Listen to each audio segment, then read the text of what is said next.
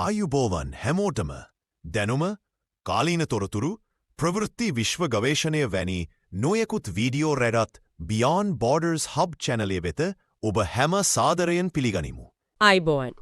අද අපි කතා කරන්න යන්නේ ලෝකයේ උසම දුම්රිය පාලම ගැන. විශේෂම දේ තමයි මේක අර පැරිසියේ තියෙන අයිෆල් කුළුණ තියෙන්නේ අන්න ඒකටත් වඩා උසයි තියෙන එක. ඔව් ඇත්තට මේ සංසන්දනයේම අපිට තේරෙනවා මේක කොච්චර දවන්ත නිර්මාණයක්ද කියලා. මේක තියෙන්නේ ඉන්දියාවේ කාශ්මීරේ චෙනාබ් නදිය හරහා. ඔව්. පොළොවේ ඉඳන් මීටර් 359ක් උසයිලු. මීටර් 359ක්. ඔව්. අඩි වලින් නම් 1178ක් විතර. ඒ කියන්නේ අර අයිෆල් කුළුණට වඩා එතකොට කොච්චරක් විතර උසද? ඒක තමයි විශේෂත්වය. මීටර් 30ක් විතර උසයි. මීටර් 30ක් වැඩි. ඔව්. ඇත්තට මේ උස පුදුම හිතෙන තරම්. මේක නූතන ඉංජිනේරු ශිල්පයේ මාර ජයග්‍රහණයක් විදිහට තමයි සලකන්නේ. ඇයි මේ තරම් උස්සකින්ම හදන්න ඕනේ? මොකක් හරි විශේෂ හේතුවක් තිබුණාද? ඔව් තියෙනවා. අර චෙනාබ් නදිය ගලන්නේ හරිම ගැඹුරු. කියන්නේ කඳු අතරින් යන පටුමාවතක් ගැඹුරු හෙලක් වගේ. හරි.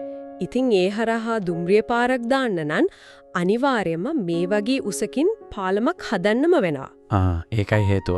ඒ විතරක් නෙවෙයි මේ ප්‍රදේශයත් හරි අභියෝගාත්මකයි. ඒ කියන්නේ භූවිෂ්මතාවය ඊට පස්සේ තද සුළං තියෙනවා.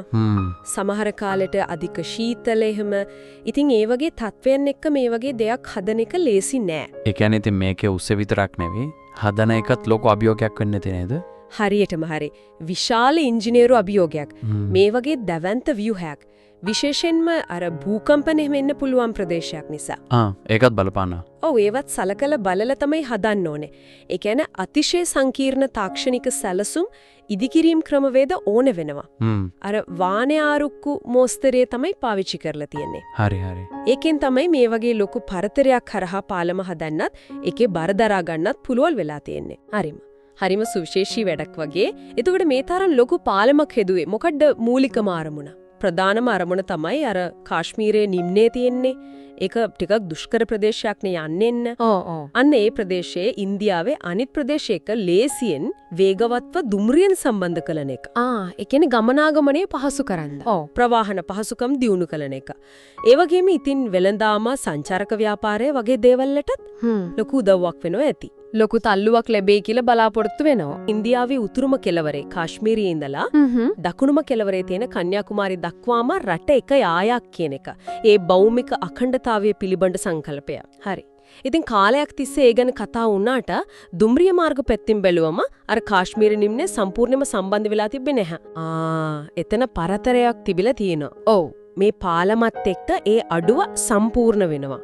ඉතින් අර කාශ්මීරයේ සිට කන්‍යාකුමාරි දක්වා කියන අදහස, ඒ කියන්නේ අඛණ්ඩ දුම්රිය ගමනක් ඒක යථාර්ථයක් වෙනවා කියලා තමයි මූලාශ්‍රය කියන්නේ. ඒ කියන්නේ මේක නිකම්ම පාලමක් නෙවෙයි. ඒකේ ලොකු සංකේතාත්මක වටිනාකමකුත් තියෙනවා වගේ නේද? ජාතික එකමුතුකම වගේ. අනිවාර්යෙන්ම ඒක හුද්ද කොන්ක්‍රීට් වානේ ගොඩක් විතරක් නෙවෙයි. රටේ විවිධ ප්‍රදේශ විශේෂයෙන්ම අර වගේ දුෂ්කර ප්‍රදේශයක් අනිත් කොටස් එක්ක සම්බන්ධ කිරීමේ සංකේතයක්. ඒ වගේම මේ වගේ දවන්ත අභියෝගාත්මක ව්‍යාපෘතියක් දේශීයවම කරන්න පුළුවන් කියලා පෙන්වීමත්. ඒකට වැදගත්. ඉන්දියාවේ ඉංජිනේරු හැකියාවන් ගැන ලෝකෙට කියන දෙයක්. ඉතින් අද අපි මේ ගැඹුරින් බැලුවේ ලෝකයේ උසම දුම්රිය පාලම ගැන. මේ විශ්මිත ඉංජිනේරු නිර්මාණය ඒකේ තියෙන ප්‍රායෝගික වටිනාකම වගේම අර කිව්වා වගේ සංකේතාත්මක වැදගත්කම ගැනත් අපි කතා කළා. ඇත්තටම මේ වගේ ලොකු අභියෝගාත්මක ව්‍යාපෘති දිහා බලද්දී ඒකෙන් පේන්නේ තාක්ෂණික දියුණුව විතරක් නෙවෙයි නේද? ස්වභාව ධර්මයේ තියෙන බාධක ජය අරගෙන සමහර වෙලාවට බෑ කියලා හිතන දේවල් පවා මිනිස්සු එකතු වෙලා අදිෂ්ඨානයෙන් කරන්න පුළුවන් කියන එක. ඒකත් අපිට මතක් කරනවා. ඒක නම් ඇත්ත. ඉතින් ඉස්සරහට මේ වගේ දේවල් වලින් තවත් මොන වගේ සීමාවන් බිඳ දමයිද කියලාත් හිතන්න පොඩි ඉඩක් තියෙනවා නේද? එහෙනම් අදට මේ වීඩියෝ එක මෙතනින් අවසන් කරන්නවා. ආයෙත් වීඩියෝවක් රැගෙන එනකල් හැමෝම සතුටින් පරිස්සමින් ඉන්න. සුබ දවසක් ඔයාල හැමෝටම.